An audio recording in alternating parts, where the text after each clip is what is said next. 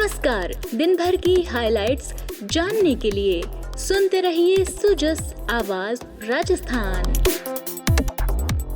Sujas podcast में मेधा से आप सुन रहे हैं प्रदेश के मुख्य समाचार। एक नजर आज की सुर्खियों पर।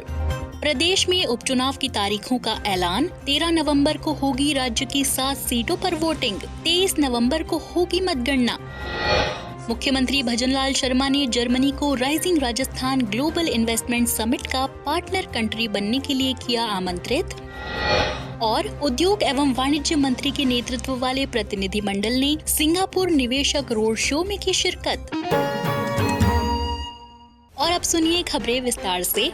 राजस्थान की 7 सीटों पर होने वाले विधानसभा के उपचुनावों की तारीख का ऐलान आज हो गया। भारत निर्वाचन आयोग के मुख्य निर्वाचन आयुक्त राजीव कुमार ने प्रेस कॉन्फ्रेंस को संबोधित किया, जिसमें राजस्थान उपचुनाव की तारीखों की घोषणा की गई। 13 नवंबर को राज्य की 7 सीटों पर वोटिंग होगी और 23 नवंबर को मतगणना की जाएगी। चुनाव लोकतंत्र का ऐसा त्योहार है और ऐसा उत्सव और पर्व है जिसमें सभी वोटर्स की भागीदारी बिल्कुल आवश्यक है, वांछनीय है, आवश्यक है, रिक्वेस्टेड है। We appeal to everyone to come and vote in large numbers in these elections also.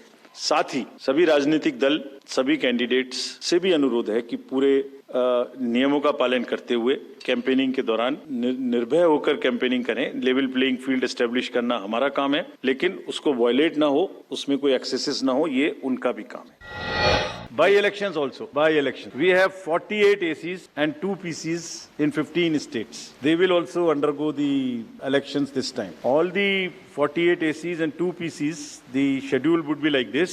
All the except one AC and one PC, where because of the festivities in some region, all 47 ACs and one PC of Kerala would undergo the election along with the phase 1 of Jharkhand. The same schedule. 13th November would be date of poll, and only for 2 ACs, one for assembly and one for parliament. That is Kedarnath in Uttarakhand, because on 12th there is gazetted holiday and dispersal of the parties takes place on that day. Therefore, it is on 20th, and similarly for Maharashtra, except that everything would be on during the first phase. उपचुनावों की तारीख के ऐलान के साथ ही आज से उपचुनाव वाले क्षेत्रों में आदर्श आचार संहिता प्रभावी हो गई। आपको बता दें कि राजस्थान की 7 सीटों पर उपचुनाव होना है, जिनमें दौसा, देवली, उनियारा, सलुम्बर, झुंझुनू, चौरासी, खीवसर और रामगढ़ विधानसभा सीट शामिल हैं। आपको बता दें कि 7 विधानसभा निर्वाचन क्षेत्र में कुल 1862 मतदान केंद्र हैं, जिनमें से कुल 53 सहायक मतदान केंद्र और 19,36,532 मतदाता हैं। झुंझुनू की बात करें तो वहां कुल 249 मतदान केंद्र हैं, जिनमें 14 सहायक मतदान केंद्र और 2,74,532 मतदाता अपने मताधिकार का प्रयोग करेंगे। वहीं रामगढ़ में कुल 278 मतदान केंद्र, 6 सहायक मतदान केंद्र और 2,74,180 मतदाता हैं। इसी तरह विधानसभा निर्वाचन क्षेत्र दौसा में कुल 235 मतदान केंद्र हैं, जिनमें 5 सहायक मतदान केंद्र और 2,46,012 मतदाता पंजीकृत हैं। इसी कड़ी में देवली उनियारा में 296 मतदान केंद्र हैं, जिनमें 11 सहायक मतदान केंद्र और 3,02,721 मतदाता हैं। वहीं खीवसर में 264 मतदान केंद्र, 4 सहायक मतदान केंद्र और 2,86,041 मतदाता हैं। वहीं बात करें सलुम्बर की तो वहां 296 मतदान केंद्र, 6 सहायक मतदान केंद्र और 2,97,645 मतदाता पंजीकृत हैं। और आखिर में विधानसभा निर्वाचन क्षेत्र 84 में 244 मतदान केंद्र,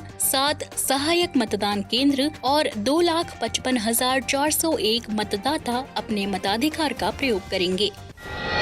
rising Rajasthan global investment summit 2024 के तहत राज्य में निवेश बढ़ाने के लिए यूरोप के निवेशकों और कंपनियों से मुलाकात के लिए मुख्यमंत्री भजनलाल शर्मा के नेतृत्व में राजस्थान सरकार का उच्च स्तरीय प्रतिनिधि मंडल सोमवार से जर्मनी के दौरे पर है। आज जर्मनी प्रवास के दौरान मुख्यमंत्री ने म्यूनिख में आगामी राइजिंग राजस्थान इन्वेस्टमेंट समिट के संदर्भ में मल्टीवैग ग्रुप के डॉक्टर क्रिश्चियन लाउ से शिष्टाचार भेंट की और उन्हें राजस्थान में निवेशकों निवेशकों के लिए उपलब्ध कराई जा रही विभिन्न सुविधाओं, प्रोत्साहनों, नीतिगत सुधारों और औद्योगिक अवसरों के बारे में विस्तृत जानकारी दी गई। साथ ही मुख्यमंत्री ने उन्हें आगामी समिट में पधारने के लिए सादर आमंत्रित किया।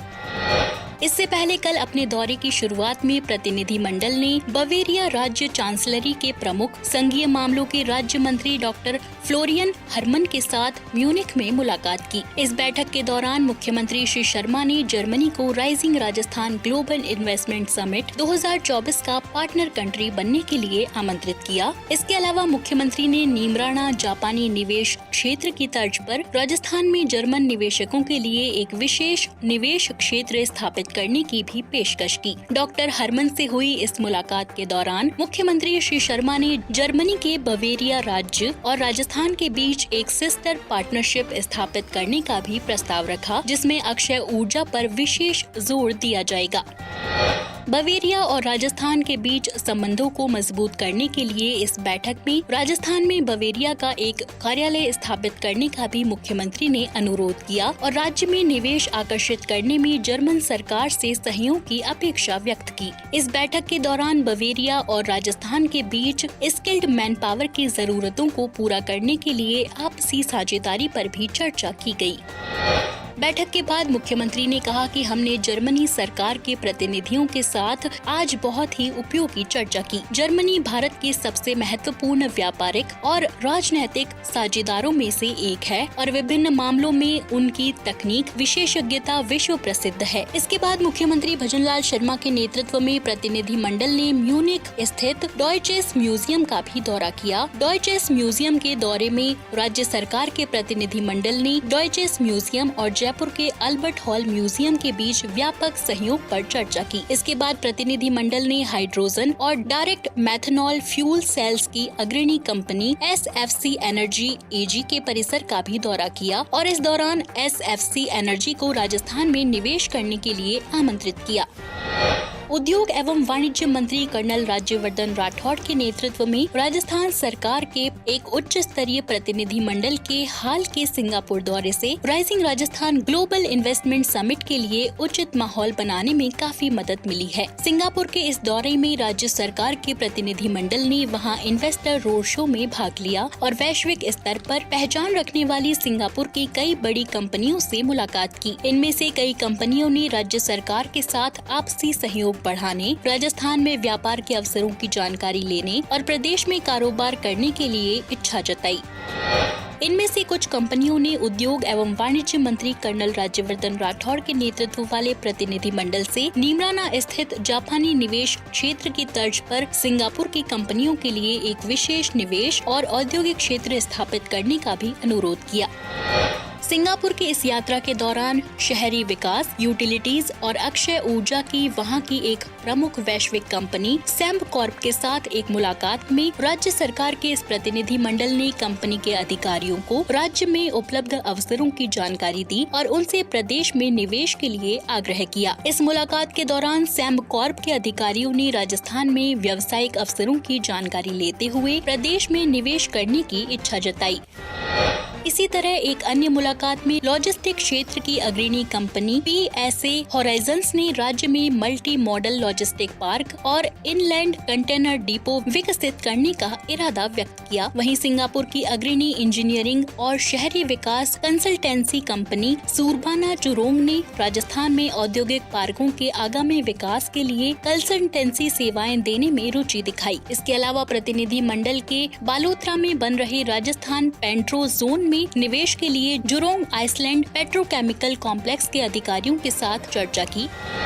शासन सचिव कृषि एवं उद्यानिकी राजन विशाल की अध्यक्षता में पंत कृषि भवन में rising Rajasthan global investment summit के आयोजन से पहले 24 अक्टूबर को जयपुर में आयोजित होने वाले कृषि, उद्यानिकी, पशुपालन, मत्स्य, डेयरी, सहकारिता विभाग की प्री समिट की व्यवस्थाओं के लिए विभागों को सौंपे गए दायित्वों के निर्वहन के संबंध में बैठक कर चर्चा की गई। शासन सचिव ने बताया कि इससे राजस्थान की कृषि क्षेत्र की संभावनाओं से प्री समिट में भाग लेने वाले प्रतिभागी प्रतिभागियों के साथ ही देश दुनिया के कृषि क्षेत्र से जुड़े लोग भी रूबरू हो सकेंगे। शासन सचिव ने प्री इन्वेस्टमेंट समिट के लिए नियुक्त नोडल अधिकारियों को सौंपे गए दायित्वों की प्रगति की समीक्षा की और दिए गए कार्यों को समय पर पूरा करने के निर्देश दिए। तो आज के सुजस पॉडकास्ट में इतना ही। मेधा को दीजिए इजाजत, कल फिर होगी आपसे मुलाकात। तब तक के लिए नमस्कार।